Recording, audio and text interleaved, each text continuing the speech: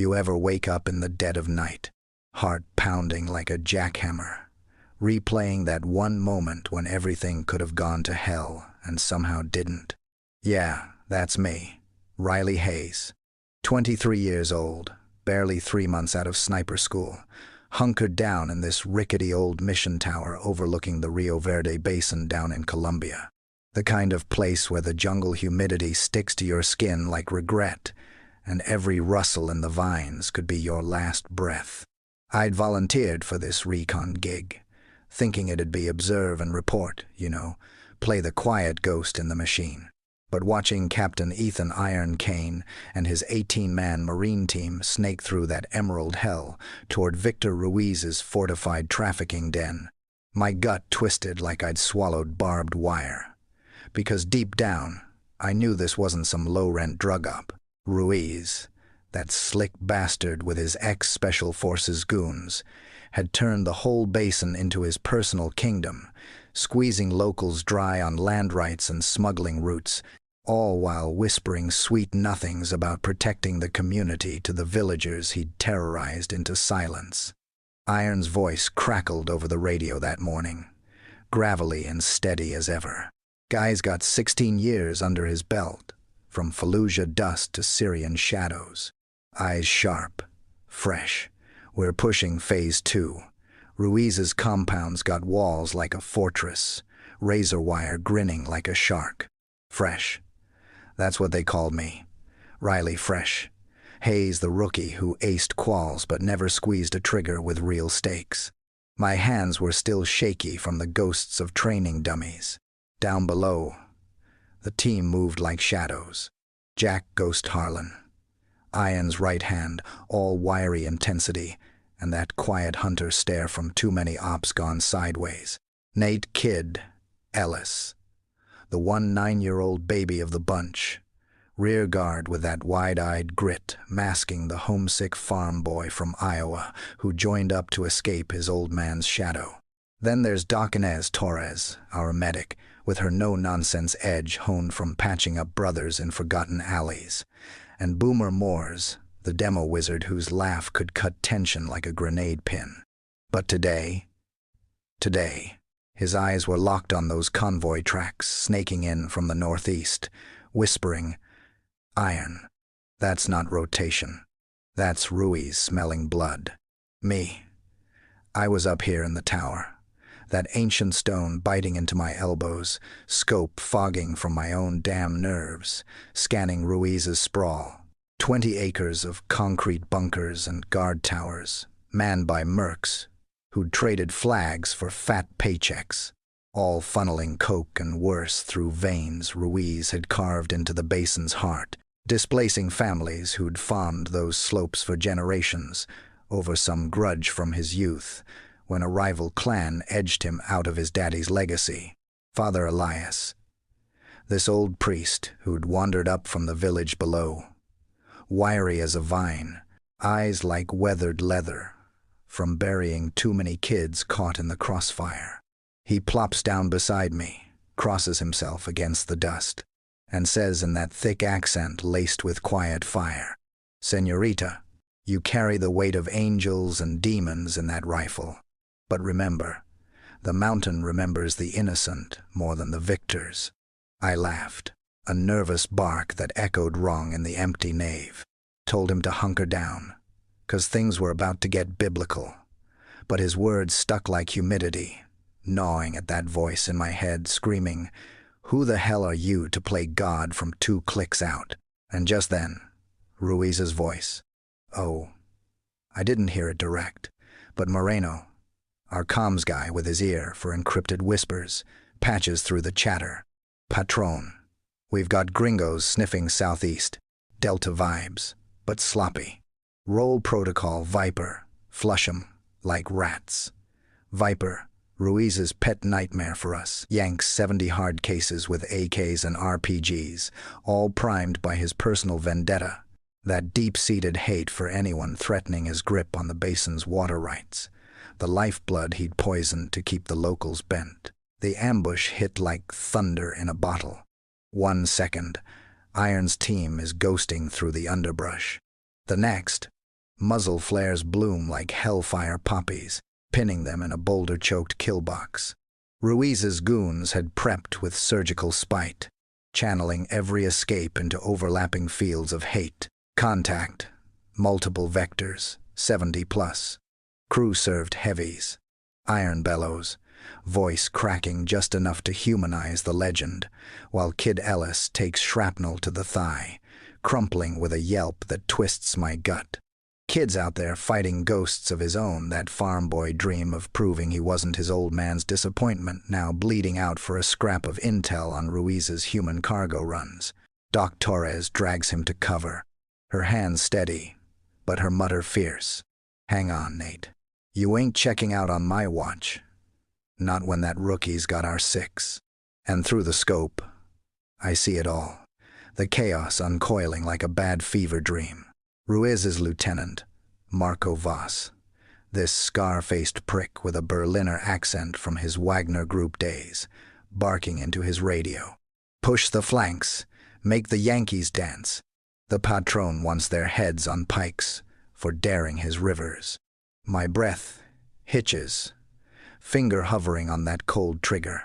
The weight of the M40A7 suddenly heavier than my doubts. Because one pull, and it's not paper anymore, it's a life, a father maybe, twisted by Ruiz's empire of grudge and greed.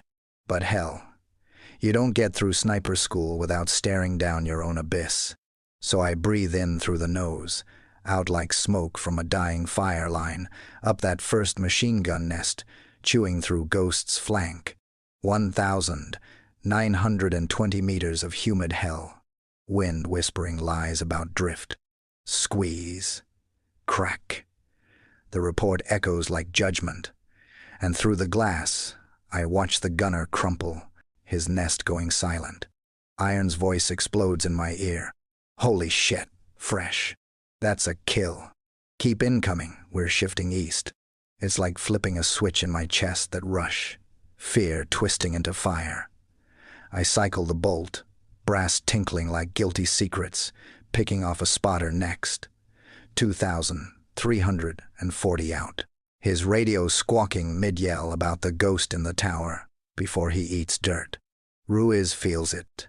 Up in his command bunker, that snake pit of maps and monitors. I can picture him pacing, oiled mustache twitching, snarling to Voss over the line. "Find that bitch's perch. I built this empire on these hills. My blood's soaked, and no fresh-faced punta from Uncle Sam steals it with parlor tricks." His voice all venom and velvet, laced with that old wound, a land grab that orphaned him young, fueling a lifetime of squeezing back twice as hard. Word spreads like jungle rot. Sophia Reyes, this fierce local guerrilla, with 4 years dodging Ruiz's sweeps over her clan's stolen orchards, slips up the ridge like she owns the shadows, drops beside me with binoculars and a grin sharp as her machete. "Americana, you're stirring the hornet's nest. Good, but Ruiz has nests on the Black Ridges, triple coverage to choke your birds. My people lost 3 villages to his protection racket. Families scattered like ash 'cause they wouldn't bow. We huddle, her maps sketched in blood and memory, and I feel that pull again. Deeper now, not just saving my team, but tipping scales for folks like her, caught in Ruiz's web of legacy that masks plain old power lust. Counter-snipers close in, Voss's hunters with thermals and that cold Teutonic precision. One of them, this ghost from Chechnya, Luka Dragov, hissing over hacked frecks. "Little bird, we've got your nest.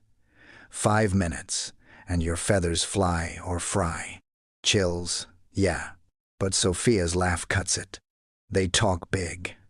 These wolves follow me to the Whisper Caves, where the mountain eats echoes, and we're off. Me humping 70 pounds of steel through vine-choked veins, heart slamming like it wants out. Every step, a prayer that Iron's holding. Fresh, we're down to mags and miracles. Kids fading, Doc's fighting a losing draw on his vitals. In those caves, It's a whole other beast, close quarters frenzy. Dragov's pack breaching with flashes and frags, Voss crowing from afar. The patron sends regards. Your rivers run red now. But Sophia and I turn the stone against them, ricochets singing like vengeful ghosts. My shots barking short and savage, dropping a breacher at 40 yards, then rigging a ceiling pinch with a well-placed round that buries 3 in rubble. Their screams muffled like bad dreams. Irons fighting tooth and nail below. Boomer's charges blooming orange to clear an LZ. Ghost whispering. Flanks clear, as Kid wheezes. Doc, tell Ma I didn't fold. That fresh. She's the real iron. His voice fading to that farm boy rasp. The kind that haunts you, all that unspent promise, bleeding out over a grudge older than the hills. Father Elias materializes like a miracle. Packs from the villagers ammo, meds, whispers of 400 souls, banking on this dust-up to break Ruiz's chokehold. And in his eyes, I see it. Not just duty, but the raw ache of choosing, because pulling back would have saved my skin. But damn the basin, to another generation under Ruiz's boot. We surge, Sophia and me, a blur of lead and instinct. My 19th drops Voss mid-taunt over the line. You think you own this dirt? I am this dirt. His body slumping like a puppet cut loose. That ember of a grudge finally silenced.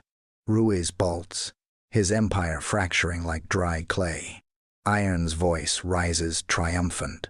All clear, fresh. You legend, we owe you the horizon. The bird touches down amid the smoke, rotors thumping like a heartbeat reborn. Doc and the flight medic haul Kid aboard as he musters one last grin. Riley, you made a believer out of this kid, and lifts off into the bruised sky, leaving the basin scarred but breathing. 3 months later, back at Pendleton, Iron pins the silver star on my chest. Hayes, you didn't just shoot straight, you shot true, turning rookie rust into unbreakable steel.